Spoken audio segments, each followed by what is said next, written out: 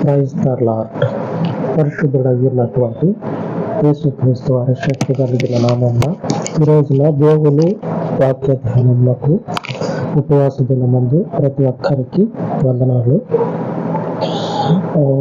ఈరోజు వాక్యంలోనికి వెళ్ళే ముందు మీకు ప్రార్థన అవసరతలు ఉంటే, మీకున్నటువంటి చిక్కుముడులు, లేనటువంటి చిక్కుముడులు ఉన్నట్లయితే మీరు వాట్సాప్ కానీ, లేకపోతే ఈ యూట్యూబ్ ఛానల్లోనే, లేకపోతే ఈ సోషల్ మీడియా అకౌంట్లోనే మీ రిక్వెస్ట్ పెట్టినట్లయితే మీ గురించి ప్రార్థన చేయటం జరుగుతుంది. మీ రిక్వెస్ట్ ఏదైనా సరే పెట్టవచ్చు, మీ గురించి ప్రార్థిస్తాం. ఇకపోతే ఈరోజు వాక్యంలో మనం ఇప్పుడు దాకా చెప్పుకున్నటువంటి ఆ చిక్కుముడుల్లో ఒక చిక్కుముడి ఇక్కడ ఉన్నది. ఈరోజు వాక్యంలో అదే చూద్దాం. సంఖ్యాకాండము 21వ అధ్యాయము 8-9 వచనాలు. ఇక్కడ ఉన్నటువంటి సమస్య ఏంటంటే, మోషే ప్రవక్త దేవుని ప్రజల్ని తీసుకొని పోతా ఉన్నాడు వాగ్దాత దేశానికి. దేవుని చేత వాగ్దానం చేయబడినటువంటి ఆ ప్రాంతానికి వీళ్ళందరూ వెళ్తా ఉన్నప్పుడు ఒకసారి మనం కూడా రోడ్డు మీద పోయేటప్పుడు రోడ్డు బాగోపోతే చుట్టూ తిరిగి వస్తూ ఉంటాం. రోడ్డు బాగోపోతే అట్లాగా వీళ్ళు కూడా ప్రయాణం చేసేటువంటి మార్గంలో సమస్యలు వస్తాయి. పోయే మార్గంలో సమస్యలు వచ్చి అందరూ కూడా చేసిన ప్రయాణాన్ని బట్టి పిచ్చి కోపం వస్తుంది. ఈ ఇశ్రాయేలీల ప్రజలకి పిచ్చి కోపం వచ్చి దేవుని మీద, మోషే మీద తిరగబడతారు. ఏమని అంటారంటే 5వ వచనంలో రాయబడి ఉంది, సంఖ్యాకాండము 21:5. కాగా ప్రజలు దేవునికి మోషేకును విరోధముగా మాట్లాడి ఇక వాళ్ళకి ఇష్టం వచ్చినట్లుగా తిడతా ఉంటారు. విరోధంగా మాట్లాడి, నువ్వు చేసినవన్నీ కూడా ఇట్లాగనే చేస్తావు మోషే, మా ప్రాణాలని నిలువున తీయటానికి నువ్వు మమ్మల్ని తీసుకొచ్చిన ఎడకి అని తిడతా ఉంటారు మోషే ప్రవక్తని. దేవుని చేత నియమించబడినటువంటి దేవుని ప్రవక్తను తిడతా ఉంటే దేవుడు చూసి దేవునికి కూడా వాళ్ళ యొక్క ఆలోచన, వాళ్ళు ప్రవర్తించేటువంటి ఆ ప్రవర్తనకి పట్టరాని కోపం వస్తుంది. దేవునికే పట్టరాని కోపం వచ్చిందంటే ఎంతటి మూర్ఖంగా ఉంటారో చూడండి. ఆ వీరి గురించి రాయబడ్డది, ఈ మూర్ఖ జనము, ఈ వక్ర జనం అని రాయబడతాయి ఇశ్రాయేలీల గురించి. అంటే వాళ్ళ ప్రవర్తనలో ఆ మూర్ఖత్వాన్ని మాత్రం వదిలిపెట్టరు. మనుషులన్నా కూడా ఈ మూర్ఖత్వం అనేది ఉంటుంది. మూర్ఖత్వం అంటే అర్థమైందంటే, ఎందుకు అది ఇది అని చెప్పాను అంటే, ఎందుకు నా గురించే చెప్తా. మూర్ఖత్వం అంటే అర్థం ఏంటంటే, నాకు ఉన్నాయి మూర్ఖంగా చేసేటి పనులు. ఏమిటంటే, నాకు ఉన్నటువంటి ఆ బుద్ధి, ఆలోచన ఏముంటుందంటే, నేను ఏదైతే అనుకుంటానో దాన్నే చేస్తా. నాకున్నటువంటి ఈ బుద్ధి అసలు వేరే ఇంకెవరు చెప్పినా సరే వదిలిపెట్టను. నాకున్నటువంటి బుద్ధి ఏంటంటే, ఆ మూర్ఖత్వం ఏంటంటే, నేను అనుకున్నది ఏదైతే ఉంటుందో అది నేను ఎవరైనా చెప్పను, దాన్ని మాత్రం ససేమిరా వదిలిపెట్టను. నేను అనుకున్నా అంటే అది ఖచ్చితంగా చేసి తీరుతా. నా జీవితంలో నాకున్నటువంటి బుద్ధి ఇదే. అయితే దేవునిలోకి వచ్చిన తర్వాత క్రీస్తుని తెలుసుకొని ఆయన చేత పరిచర్యను పొందుకున్నాక ఈ మూర్ఖంగా పోయేటువంటి సందర్భాల్లో ఏం జరిగిందంటే, కొన్నిసార్లు దేవుడు చెప్పినా కానీ వినకుండా మూర్ఖంగా పోవటం వల్ల ఎదురు దెబ్బలు తగిలినాయి. తర్వాత అనిపించింది, దేవుడు చెప్పిండు కదా, క్రీస్తుని తెలియక ముందు ఆయన అంటే మనం తెలుసుకోక ముందు మూర్ఖంగా బతికిన సరిపోయింది. తెలుసుకున్న తర్వాత అంటే ఈ పని చేస్తే ఈ దెబ్బ తగులుతుంది, మరి ఈ పని చేసి దెబ్బలు తగిలించుకోవటం ఎందుకు? ఎందుకని అట్లాగా నా జీవితంలో నేనేం చేశానంటే ఆ మూర్ఖత్వాన్ని వదిలిపెట్టా. వద్దు, చేసిన పని వల్ల ఒంటి మీద దెబ్బలించుకోవటం ఎందుకు? చూసినోడు ఏమైందిరా, దెబ్బ ఎందుకు తగిలిందిరా అంటే ఆ సైకిల్ మీద నుంచి కింద పడ్డాలి అని చెప్పినని మళ్ళా దీనికి ఈ పైన పేడ రాసి బాగానే ఉందిలే అని చెప్పినని వాళ్ళ చేత మళ్ళా ప్రశంసలు అందుకోవటం. ఏదో అంటే నిజంగా లోపల జరిగింది ఇంకొకటి, సైకిల్ మీద నుంచి పడలా ఇంకొకటి జరిగింది. అది చెప్తే ఎక్కడ పరుగు పోతుందా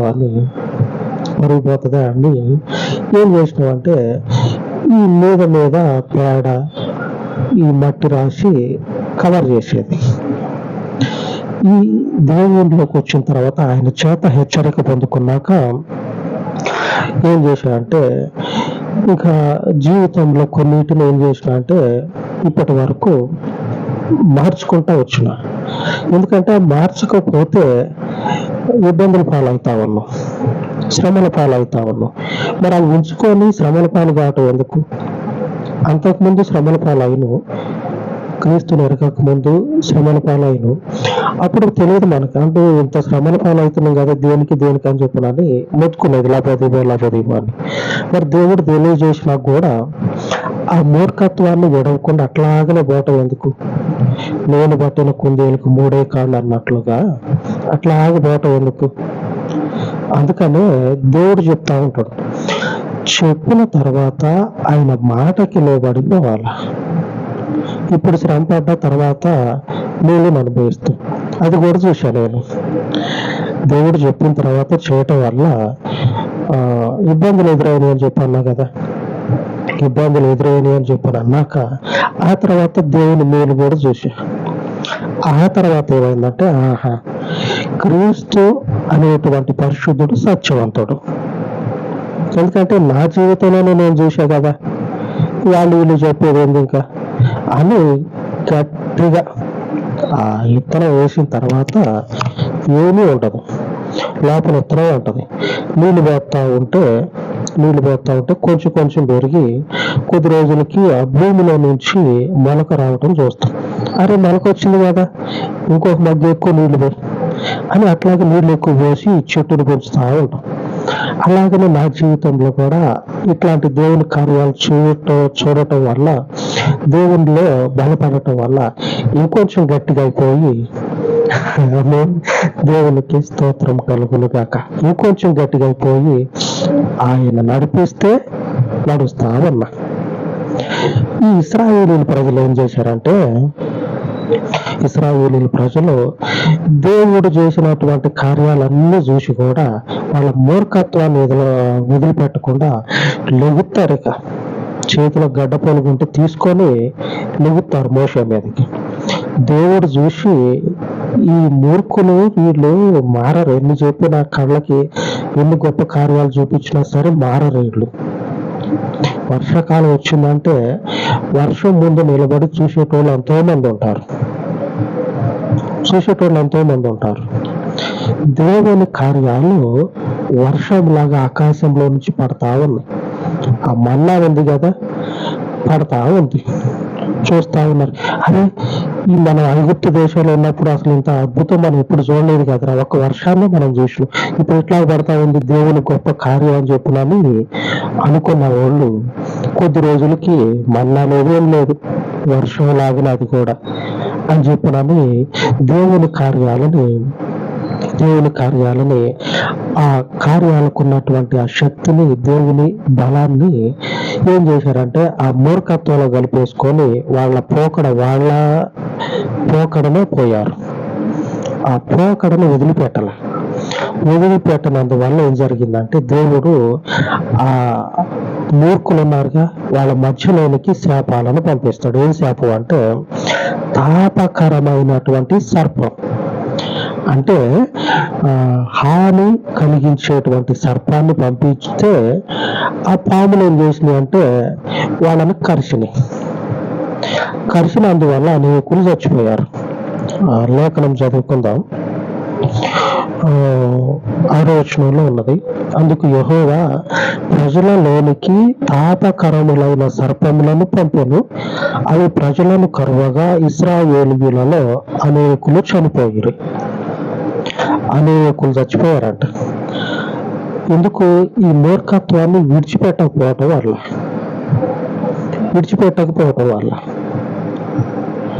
ఏం చేశారంటే వీళ్ళు ఆ మూర్ఖత్వాన్ని అలాగనే కొనసాగించడం వల్ల ఆ మూర్ఖత్వంలో పడి వాళ్ళ జీవితాల్లో నశింపజేసుకున్నారు. మిగిలినటువంటి వాళ్ళందరూ వచ్చి మోషే కాళ్ళ మీద పడతారు.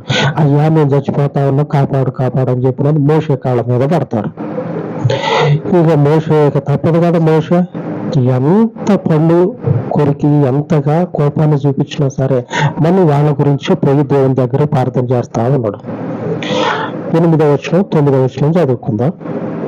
మోషే ప్రజల కొరకు ప్రార్థన చేయగా, యెహోవా నీవు తాపకరములైన సర్పము వంటి ప్రతిమను చేయించి స్తంభం మీద పెట్టుము, అప్పుడు కరవబడిన ప్రతి వాడును దాని వైపు చూచి బ్రతుకునని మోషేకు సెలవిచ్చెను. కాబట్టి మోషే ఇత్తడి సర్పం ఒకటి చేయించి స్తంభం మీద దానిని పెట్టెను. అప్పుడు సర్పపు కాటు తినిన ప్రతి వాడు ఆ ఇత్తడి సర్పమును నిదానించి చూచినందున బ్రతికెను. ఒక్కొక్కడు కళ్ళు పెద్దగా చేసుకొని జూమ్ చేసి చూస్తా ఉన్నాడు. ఎందుకంటే హానికరమైనటువంటి సర్పము కాటేస్తే ఎంత తెరవాలని చూసినా సరే కళ్ళు తెరుచుకో, మూతలు పడతా ఉంటాయి. కొన్ని సర్పాలకి అంతటి ప్రభావం ఉంటుంది, ఆ విషయంలో అంతటి ప్రభావం ఉంటుంది. ఆ ప్రభావం వల్ల ఆ సర్పపు కాటు తినినటువంటి ప్రజలు కళ్ళు మూసిపోతా ఉంటే జూమ్ చేసుకొని మరి మోషేకి ప్రభు సెలవిచ్చినట్లుగా ఆ ఇత్తడి సర్పాన్ని స్తంభం మీద నిలబెడతాడు. స్తంభం అంటే తెలుసా? మీకు ఒక విషయం చెప్పాలా? ఏమిటంటే ఒక 3 ఏళ్ల కిందట ఒక ఊరికి పోయా. ఆ ఊర్లో పెద్దది రాతితోటి తయారైంది పొడుగులో ఉంటది. అది కూడా ఎట్లుందంటే మీకు ఊర్లలో బావిలు ఉంటాయి, ఆ బావి మీద బండలు ఉంటాయి. ఆ బండ మీద కాలు పెట్టి నీళ్లు చెప్తా ఉంటారు. ఆ బండను చూసే ఉంటారు. మనిషి అంతా వెడల్పు ఉంటుంది, అంటే పొడుగులు అట్లా వెడల్పు మహా అయితే మనకు అంత ఐడియా లేదు కానీ మనిషి అంత వెడల్పు ఉంటుంది. అంత వెడల్పు అలాగనే దగ్గర ఒక 9-10 అడుగులు ఉంటుంది. అంతటి రాయి ఆ ఊరికి దగ్గరలో కొండ ఒకటి ఉంటుంది. ఆ కొండ దగ్గర నుంచి ఎవరో కొన్ని సంవత్సరాల కిందట, 100 సంవత్సరాల కిందట ఆ ఊర్లో ఉన్నటువంటి ఒక ఆయన ఆ కొండ దగ్గర నుంచి మోసుకొచ్చి ఆ ఊర్లో స్తంభాన్ని పాతిండంట. ఆ మనిషికి గుర్తుగా ఆ స్తంభము ఆ ఊర్లో ఇప్పటి వరకు కూడా ఉంది. నేను ఒక 3 ఏళ్ల కిందట ఆ ఊరికి పోయినప్పుడు చూసా. ఆ స్తంభం చాలా పెద్ద ఉంది. ఇప్పుడైతే ఆ స్తంభాన్ని లేపాలంటే ఈజీగా ఒక 10-20 మంది మనుషులు కావాలి. అప్పుడులో ఆ మనుషుడు ఆ ఊరికి ఆ కొండకి ఎంత దూరం ఉంటుందంటే దగ్గర ఒక 2 కిలోమీటర్ల దూరం ఉండొచ్చు. ఇంచుమించు 2 కిలోమీటర్ల దూరం ఉండొచ్చు. ఆ కొండ దగ్గర నుంచి ఆ రాయి స్తంభాన్ని తీసుకొచ్చి ఊరికి మధ్యలో నిలబెట్టిండు. ఆ ఊరు పోయినప్పుడు ఆ ఊర్లో ఆ స్తంభం నిలబడి ఉంటే మాట మధ్యలో మాట్లాడుకుంటా, ఈ స్తంభాన్ని ఎందుకు ఇట్లా నిలబెట్టారు, దీన్ని ఇట్లాగా నిలబెట్టడానికి కారణం ఏంది అని చెప్పి నన్ను అడిగితే అప్పుడు ఆ ఊర్లో ఉన్నటువంటి ఒక ఆయన చెప్పిండు ఇది విషయం అని. ఆయన చెప్పింది కూడా నిజం అనిపించింది. ఎందుకంటే మనం ఒక రాయిని తీసుకురావాలంటే దాన్ని మోడిఫై చేసి, అంటే అటు ఇటు తీసేసి, అటు ఇటు తీసేసి రాళ్ళు కొట్టేటోళ్ళు ఉంటారు కదా, వాళ్ళకి ఇచ్చి అటు ఇటు తీసేసి మనకి ఎలా కావాలో అలాగా రాయిని కొట్టించి తెచ్చుకుంటాం. కానీ ఆ రాయి చూడబోతే ఎట్లా ఉన్నదంటే న్యాచురల్ గా ఉంది. అంటే కొండ దగ్గర ఎలాగైతే ఉన్నదో అలాగనే ఆ రాయి ఆ పాతినటువంటి ప్రదేశంలో అలాగనే ఉన్నది. నిజంగా ఉంటది. ఎందుకంటే ఏ మోడిఫై చేయాల, ఒక పక్క ఇటువైపు ఉంటే రాయి, ఇంకో పక్క ఇటువైపు ఉంటుంది. అట్లాగుంది ఆ రాయిని ఆ ఊరిలో నిలబెట్టి ఉన్నది. నిలబెట్టినటువంటి ఆ రాయి చాలా ఎత్తు ఉన్నది. ఇంకా భూమిలో ఎంత లోతు ఉన్నదో తెలియదు. నిలబెట్టి చూస్తేనే ఆ మనిషి కంటే ఇంకా ఎత్తు ఉన్నది.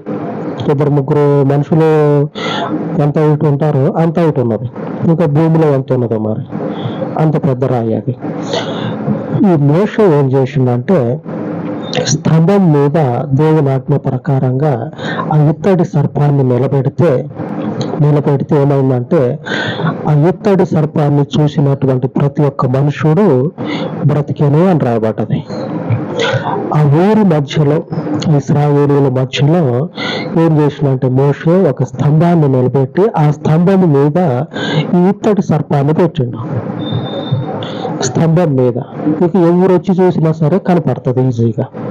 అలాగే సర్పపు కాటు తిన్నటువంటి ప్రతి ఒక్కరు కూడా ఆ సర్పాన్ని చూసి నిదానించి చూసి, అంటే కళ్ళు మూతలు పడుతున్నాయి, అప్పటికే ప్రాణం పోతా ఉన్నది.